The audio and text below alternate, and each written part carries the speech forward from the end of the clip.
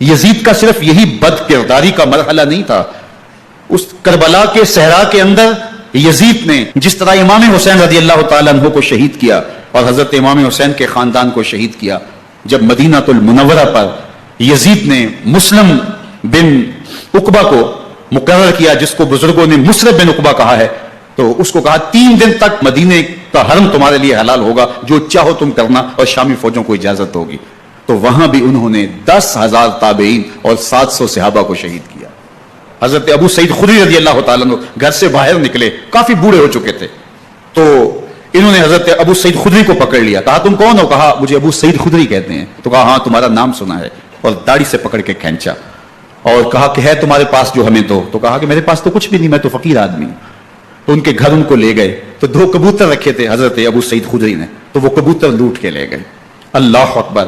حضرت ابن سنان رضی اللہ تعالیٰ عنہ کو، جو حضور کے علم بردار تھے فتح مکہ کے دن، ان کو ستو پہلے پلائے اور پھر ان کی گردن کاٹی گئی اور کہا یہ ہے وہ ستو جو تم زندگی میں آخری بار پیو گے۔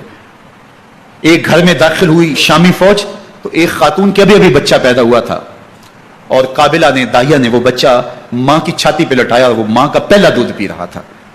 تو یہ جا کے کہنے لگے نکالو تمہارے پاس جو کچھ ہے۔ تو اس خاتون نے کہا تم جانتے ہو یہ بچہ کون ہے؟ تو انہوں نے کہا ہم نہیں جانتے۔ کہا یہ حضرت ابن ابی کبشہ انماری رضی اللہ تعالیٰ عنہ کا بچہ ہے، اور یہ وہ صحابی ہیں کہ جو بیت الشجرہ کے موقع پہ حضور کے ہاتھ پہ بیعت کرتے ہیں۔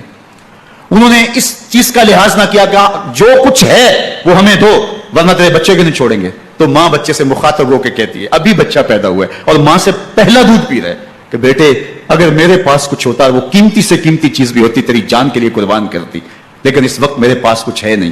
تو ایک شکی آگے بڑھا اور بچے کو ایک ٹانگ سے پکڑ کے کھینچ کے دیوار کے ساتھ پٹک کے مارا، جس سے دماغ کا بھیجا نکل گیا۔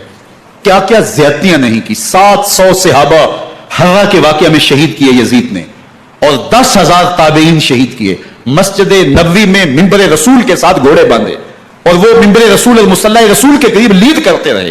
حضرت سعید بن المسیب فرماتے ہیں میں نابینا تھا اور حضور کے روضہ انور کے پاس بیٹھا تھا، اور یزید کے سپاہی آتے، جو بھی مسجد میں نظر آتا پکڑ کے لے جاتے، مجھے نابینا سمجھ کے چھوڑ دیتے، لیکن میں پریشان تھا کہ ظہر کا وقت ہوگا، عصر کا وقت ہوگا، مغرب عشاء کا وقت ہوگا، نہ اذان نہ اقامت نہ جماعت، تو کیسے مجھے پتہ چلے گا کہ نماز کا وقت ہو گیا، اور کیسی میری نمازوں کا کیا بنے گا؟ میں اس فکر میں بیٹھا تھا۔ لم ازل اسمع الاذان والاقامت من قبر رسول اللہ صلی اللہ علیہ وآلہ وسلم۔ فرماتے جب بھی پھر نماز کا وقت آیا، گنبد خضرا سے اذان کی بھی آواز آئی، اقامت کی بھی آواز آئی۔ 3 دن تک مسجد نبوی کے اندر گھوڑے بندے رہے اور مدینہ کی حرمت پامال کی۔ مدینہ کے گھروں کے اندر یہ بد کماش داخل ہوئے، اور جو بدکاریاں انہوں نے کی، کلیجہ منہ کو آتا ہے۔ 1002 شیزائیں ان بدکاروں کی بدکاریوں کی وجہ سے کنواری حالت کے اندر حاملہ ہوئی۔ 3 دن تک مدینے کا حرم انہوں نے پامال کیا، اور پھر مکہ المکرمہ میں کعبۃ اللہ پر گولے برسائے اور کعبہ کا غلاف جل گیا۔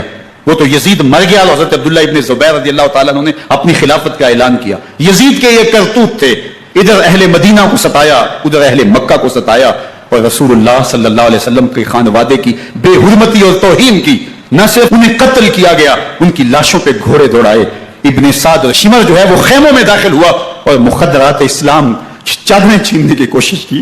حضرت زینب سلام اللہ علیہ نے مخاطب ہو کے کہا ہمارے چہرے کے رکھوالے چلے گئے ہیں، ظالم تو خیال نہیں کرتا ہم رسول اللہ کی بیٹیاں ہیں۔